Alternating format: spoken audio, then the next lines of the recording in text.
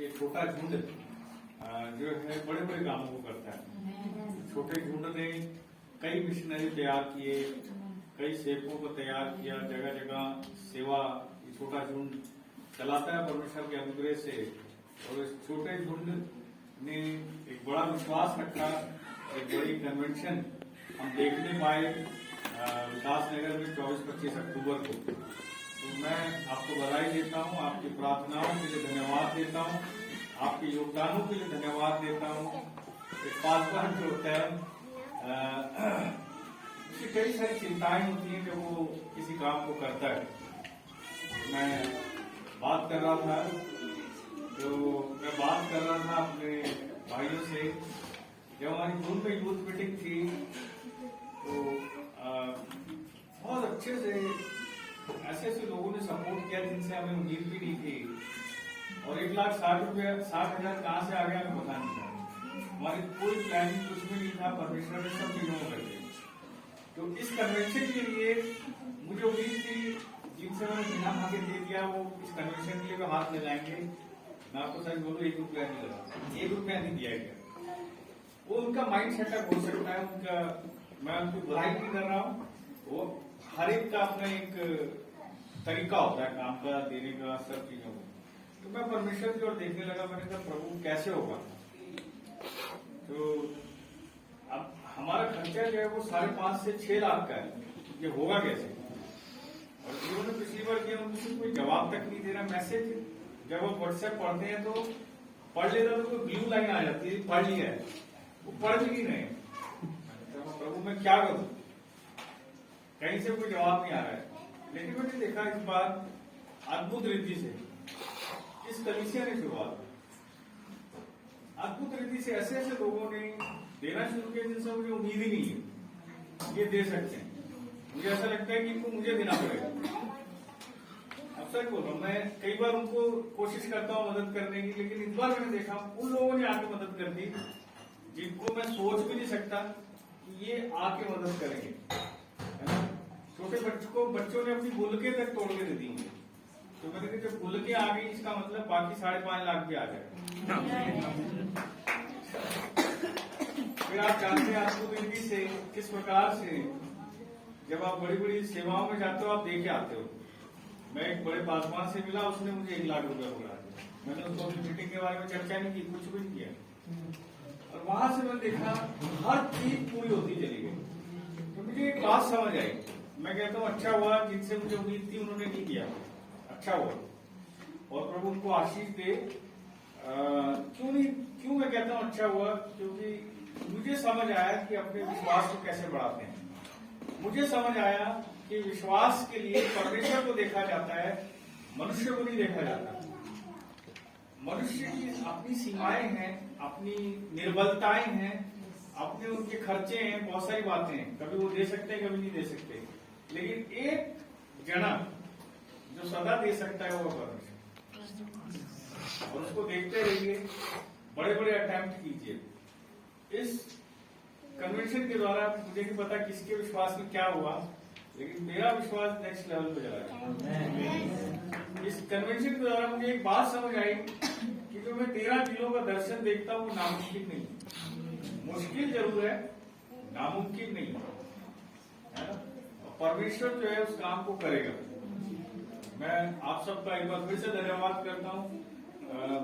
भाई पास्टर अनिल ने मुझे कहा भैया अब जब तक कन्वेंशन नहीं होगी मैं यही रहूंगा और मैं उपवास प्रार्थनाएं करता रहूंगा। ऐसे कई भाई बहन थे जिन्होंने लगातार अलग अलग रीति से प्रार्थनाएं की। भाई संजय ने कहा मैं रात की 9 बजे की प्रार्थना को लीड करूंगा, जो 9 से 10 होती है, मैं इसको बंद नहीं होने दूंगा। डेली बेसिस पे मैं इन प्रार्थनाओं को करूंगा। तो इन्होंने डेली बेसिस पे 4-5 महीने लगातार प्रार्थनाएं की। आपकी प्रार्थनाओं का रिजल्ट था हम एक प्रभु के अच्छे काम को देखने पाए। तो कलीसिया का पासवान होने के नाते मैं आपको एक बात कहना चाहता हूँ, कुछ भी हमारे परमेश्वर के लिए नामुमकिन नहीं है ना। निराश मत होइए किसी बात से, बड़ा सोचिए, बड़ी कोशिशें कीजिए, बड़े विश्वास को रखिए, है ना। मैं एक बात हमेशा सिखाता है, हमें स्वर्ग में जाके चमत्कारों की कोई आवश्यकता नहीं। हमें चमत्कार पृथ्वी पे चाहिए और हर दिन चाहिए, है ना। सेटअप के साथ, उस विश्वास के साथ बैठिए, आज मेरे जीवन में परमेश्वर एक बड़ा चमत्कार करेगा। कलीसिया में जब आप आते हैं, एक माइंड सेटअप के साथ आइए, आज परमेश्वर मेरे जीवन में एक बड़े चमत्कार को करेगा। आज मैं अपनी आशीषों को यहाँ से लेके जाऊंगा। तो मैं परमेश्वर का धन्यवाद करता हूँ, आप सबका धन्यवाद करता हूँ, उन सब भाई बहनों का धन्यवाद करता हूँ, सब कलीसियाओं का धन्यवाद करता हूँ जिन्होंने सहयोग दिया मीटिंग को कामयाब बनाने के लिए। देखिए, आप पूछेंगे, आप सोचते भी होंगे कि क्यों कन्वेंशन करानी, क्यों इतना प्रेशर लेना है। मैं आपको एक चीज बताता हूँ, आप अकेले प्रार्थना कर सकते हैं, आप छोटे छोटे कामों को कर सकते हैं, वो भी बहुत पावरफुल होते हैं, कमजोर नहीं होते, बहुत पावरफुल होते हैं 1 to 1। लेकिन क्या होता है, जब बड़े मैटर्स आते हैं, इससे एक तो चीज होती है, मसीहों में एकता आती है। कितनी कलीसियाओं ने मिल के काम किया इसमें, CNI, हम लोग, कैथोलिक लोग तक आए हमारे साथ, ब्रदरन लोग आए, पेंटेकोस्टल लोग आए, अलग अलग चर्चिस की, अलग अलग डिनोमिनेशंस के लोग इकट्ठे हुए। तो मसीह एकता बढ़ती है जब हम एक बड़ी कन्वेंशन को करते हैं। दूसरी चीज क्या होती है, हमेशा याद रखिएगा, जब बड़े कन्वेंशन होती हैं, बड़े स्तर पर प्रार्थना होती है, युद्ध स्तर पर प्रार्थना होती है, अलग अलग कलीसियाएं प्रार्थनाओं में जुड़ जाती हैं। तो मैं आपको बताऊं उस टाइम क्या होता है, जो स्पिरिचुअल एटमॉस्फेयर होता है ऊपर का, जो टेरिटोरियल एटमॉस्फेयर होता है, वो नरम हो जाता है, आत्मिक जगत खुल जाता है। आप समझ पा रहे मेरी बात को? आत्मिक जगत खुलता है जब आप बड़े काम को करते हैं। छोटे छोटे काम करते रहते हैं, उसके प्रभाव छोटे छोटे छोटे होते रहेंगे। आप विश्वास कीजिए, जागृति दरवाजे पे खटखट दे रही है। मैं अपनी आत्मा में बिल्कुल क्लियर महसूस कर रहा हूँ कि आत्मिक एटमॉस्फेयर बदल गया है।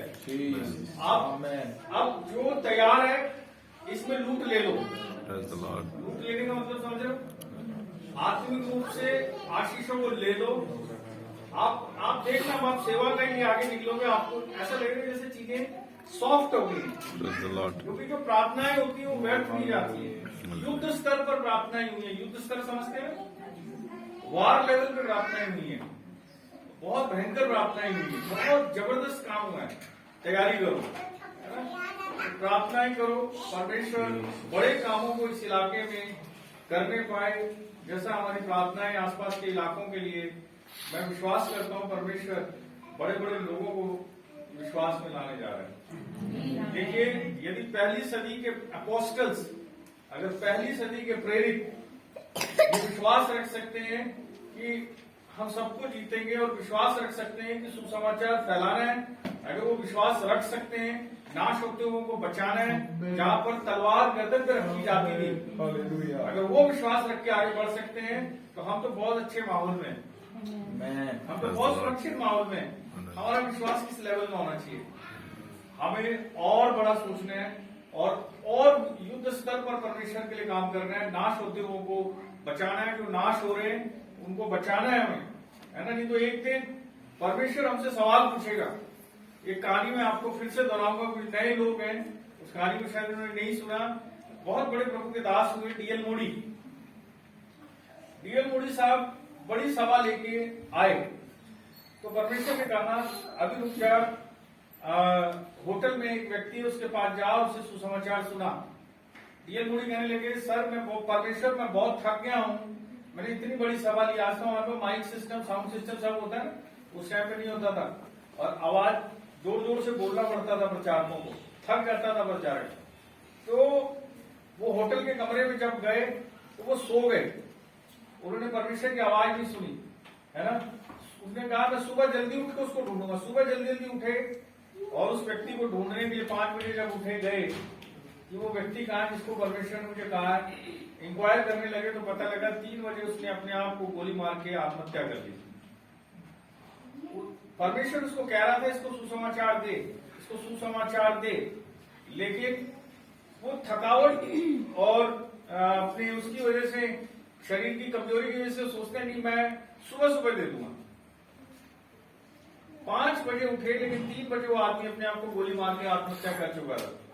और फिर परमेश्वर डीएल मोदी स्वप्न देखते हैं। उस स्वप्न में क्या देखते हैं? न्याय हो रहा है। क्या हो रहा है? न्याय हो रहा है उस स्वप्न में। न्याय में ये व्यक्ति भी परमेश्वर के सामने से जा रहा है, और डीएल मूडी परमेश्वर के दाहिनी ओर खड़े हैं और ये व्यक्ति डीएल मूडी की ओर उंगली करके कह रहा है, तेरी वजह से मैं नरक में जा रहा हूं,